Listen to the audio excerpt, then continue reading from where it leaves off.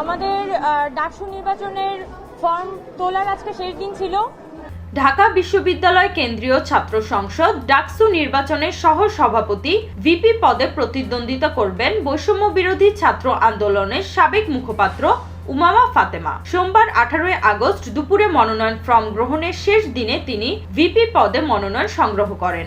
আগামীকাল মঙ্গলবার তিনি পূর্ণাঙ্গ স্বতন্ত্র প্যানেল ঘোষণা করবেন বলে জানিয়েছেন। জানা গেছে সাধারণ সম্পাদক জিএস পদে প্রতিদ্বন্দ্বিতা করবেন ঢাকা বিশ্ববিদ্যালয় সাংবাদিক সমিতির সাবেক সভাপতি আল সাদি ভুইয়া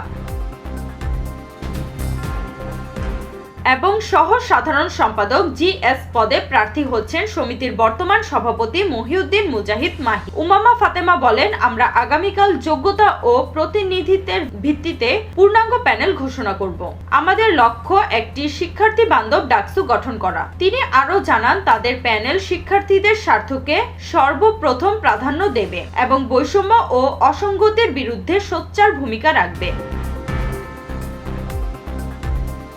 ডাকসু নির্বাচন নিয়ে শিক্ষার্থীদের মধ্যে ইতিমধ্যে উচ্ছ্বাস তৈরি হয়েছে।